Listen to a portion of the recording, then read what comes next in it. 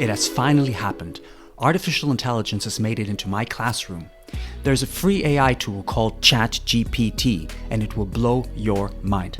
I'm already using it on a daily basis to plan my lessons, to create exams, as well as many other tasks that can take many hours, but now only take a few minutes. Want to create a quiz on greenhouse gases along with a mark scheme?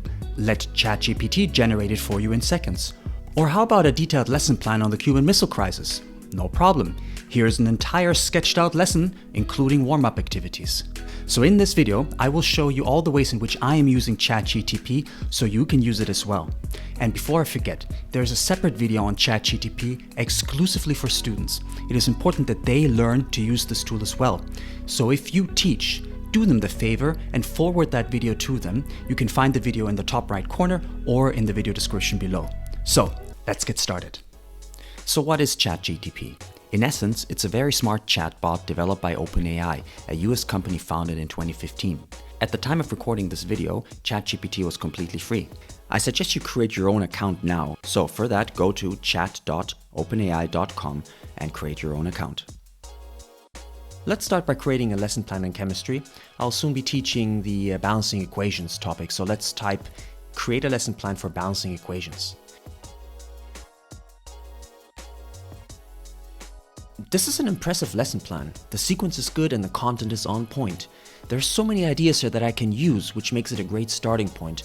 But I want more detail, so little AI, build the details of this lesson plan for me. Look at that. It creates a title, lesson objectives, even the materials I need.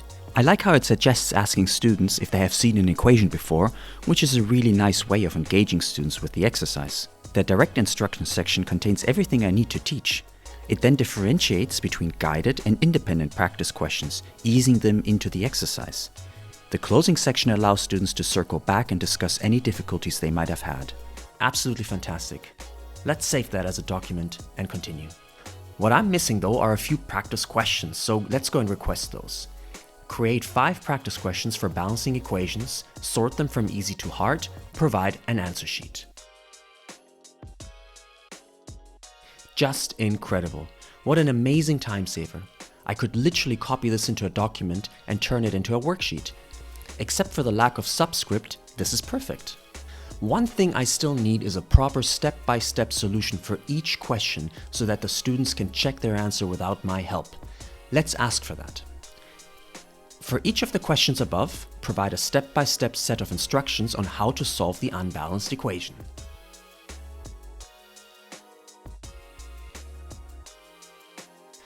Incredible. I couldn't have asked for more at this point. This entire exercise literally took me less than 5 minutes and would have easily taken me 1 hour before. These instructions will allow my students to figure things out by themselves without having to wait for me to come around. Great job, little AI. Let's try creating another lesson, but this time for creative writing in English. So let's create a lesson plan on how to write a speech.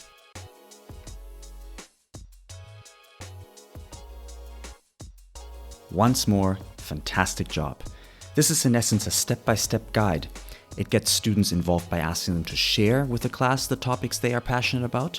Step 1 creates a big picture by thinking of who the audience is and what the purpose of the speech should be. Then students get to go and gather information and then return to learn on how to organize their speech. Only then do they get to write their speech. And finally, it suggests ways of practicing on how to deliver the actual speech. As a teacher, I would feel great already having the general structure of the next 4 to 5 lessons planned. Now I anticipate that students might have trouble coming up with a good topic for their own speech, so let's try something a bit more fun this time. Create 5 fictional and funny sci-fi scenarios in which students would have to write a speech. Wow, this is just unreal. Leading space rebels against an evil space empire? Rallying aliens for a cosmic sports competition? Great ideas. Okay, now all we need is a model answer so that students can check the quality of their own writing. Let's take the cosmic sports competition for now. For the following topic, write a model answer on the topic and create a checklist of things that make the model answer good. Greetings, fellow terrestrial beings. I'm honored to speak to you today about the opportunity to join our team in the upcoming cosmic sports competition. So, not bad, but very generic. It lacks creative details, but that's hard to do on a fantasy topic anyways. We'll try a speech for a real-world event in a second, but let's just take a look at the checklist first. Alright, so this works for sure. Students could most definitely check if their speech meets these criteria. For example, does this speech clearly state its purpose? Is it well organized with a clear introduction, body, and conclusion? Now let's try a speech based on a real-world event, say the 9/11 attacks, and see if ChatGPT becomes more detailed. Interesting. It still remained quite generic. With a few word swaps, this speech could work for nearly any memorial service. Okay, so not the best speech, but the structure's at least decent and the list of things to include are helpful. Do you see how great this is? Students could get feedback from our little AI that is highly personalized and actionable. Here's a student council speech I found online. I asked ChatGPT to make concrete suggestions for improvement for this speech. Check out how it took specific phrases off the speech, offered an alternative, and explained why its version would be better. I'm not sure if I could do a better job at marking a speech like that. Even if I could, it would take me much longer. The best part of this is that students can do this by themselves. It's completely hands-off. If your students have access to laptops in class, this is what you could do. In ChatGPT, ask them to write a paragraph about what they just learned, along with the prompt, "Is this correct?" So check this out. I copied this text from the internet and added mistakes in it. So in this sentence, we're told that white and shiny silver surfaces are the worst absorbers of light, as they reflect all visible light wavelengths. But in our version, they're the worst emitters. So we changed the word absorbers for the word emitters. Now let's see if ChatGPT can pick up on that mistake. So it did pick up on the mistake and corrected it, which is great. But it did something even more interesting. It claims that an original piece of the text is actually false. The original says that radiators are painted white so that the infrared radiation is emitted gradually. Our little AI claims that radiators are typically painted or coated with a material that is a good emitter of infrared radiation, such as black paint or black anodized finish. So I did a little bit of digging. Turns out that black heaters are better at radiating heat, but they're only 1% more efficient than white radiators. And more importantly, the vast majority of heat is transferred via convection, meaning air passing by the heater. In practical terms, it makes no difference. So our little AI did identify false information, but failed to give the right reasons. Still, picking up on inaccuracies in a text is very impressive. Bravo, little AI! Let's try a little more challenging mistake. Plants eat sunlight and combine it with oxygen and water in their stomach to make sugar. First, plants don't eat sunlight, but absorb it. Second, plants don't combine sunlight with oxygen, but with carbon dioxide. And third, these ingredients are not combined in the stomach, but in the chloroplast. Okay, ChatGPT, good luck. So, plants do not have stomachs? Strike 1. Plants use carbon dioxide instead of oxygen? Strike 2. And plants absorb rather than eat sunlight? Strike 3. Fantastic, little ChatGPT. So why is this so significant? Well, students need feedback in order to improve. The problem is that teachers don't have time to constantly give feedback because A, it's very time consuming, and B, they're teaching 100+ students across different classrooms. I give feedback to my students once a week, but with ChatGPT, they can obtain feedback with every single piece of work they produce. It reduces teacher workload and improves student performance. Absolutely brilliant. Creating quizzes is now super easy. Check this out. Create a multiple choice question for each of the following sentences. Each question should have 1 correct and 3 false answers. Don't show the correct answer. Below the last question, write down the correct answers and a detailed explanation of the correct answer. You know, apart from the fact that ChatGPT can just generate multiple choice questions like that, the great thing about this is that the distractors are actually really good. And here's the grading scheme. I think I don't have to change anything about it. Students can just get it like that. Let's take a look at summarization and expansion. Summarization is great if you need to get the main points out of a long text in a short amount of time. And expansion is great for extracting more detailed information from too generalized information. Let's take a look at both of these separately. The World War II Wikipedia article is 15 pages long. Let's ask ChatGPT to summarize the article in one paragraph. This is obviously a ridiculous task because World War II was such a massive event, but the summary does cover the most important points in 131 words. We could also ask it to summarize it in 2 or 3 paragraphs. It will continue adding information as you request it. Now we can also expand on a sentence that we want to know more about. The World War II Wikipedia page reads, "China appealed to the League of Nations to stop the Japanese invasion in Manchuria." There's not a lot of additional information on that incident, so let's ask ChatGPT to find out more. Copy-paste the sentence and say something like, "Tell me more." So what we've done is we've expanded the Wikipedia article to contain information that was previously not available. Before we finish up, I want to show you one really cool application of ChatGPT in computer science. Check this out. Write a code in HTML5 that counts backwards from 100 to 0 in 10 seconds and print the output onto the center of the screen at 30 frames per second in black font size 100.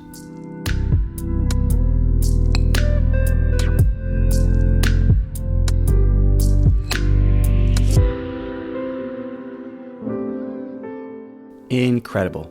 I have pretty much zero coding abilities and writing this code would have probably taken me hours. Now there are many applications for this in school. This could serve as a model answer that students check after attempting to write their own code, or it could be used as a guide on how to systematically teach this particular code. Now we could also introduce a bug into the code like this and ask ChatGPT to find it for us. And sure enough, it did. Note that this doesn't always work. Removing this semicolon stops the code from working, but ChatGPT didn't catch that bug. Debugging software definitely is better in this regard. The impact of artificial intelligence on education can be evaluated by looking at how past technological advances have affected learning. For example, the use of calculators in classrooms did not eliminate the need for students to learn basic arithmetic, but rather shifted the focus of math education away from manual calculations and towards understanding and applying mathematical concepts. Similarly, the availability of translation software has not led to the demise of learning languages, but rather has changed the nature of language education. AI tools like ChatGPT can be seen as an aid that can help students complete their certain tasks more efficiently, but they will not replace the need for students to engage with and understand the material they're learning. Instead, AI can help to shift the focus of students' work away from laborious tasks and towards more creative and analytical activities. It is important to recognize that AI is an aid, but it is still important for students to develop their own critical thinking and problem-solving skills. Firstly, ChatGPT has a limited knowledge of events that occurred after 2021. It doesn't know that there is a war in the Ukraine and that Argentina won the 2022 FIFA World Cup. Second, it usually can't provide citations because the text that it writes is newly synthesized. If you need citations, I would recommend working with a traditional search engine such as Google, but ChatGPT can still start you off by creating an overview of a topic. And third, some of its content is wrong, so you can't let your guard down and trust it blindly. If you're working on very important stuff, I would double check the accuracy of the text. And fourth, ChatGPT will probably not be free forever. OpenAI has, among other investors, received $1 billion in funding from Microsoft and Elon Musk, respectively, and recently transitioned into a for-profit company in 2019. And Sam Altman, the CEO of OpenAI, recently said on Twitter that each chat costs a few cents. I can imagine users having to pay for it at some point.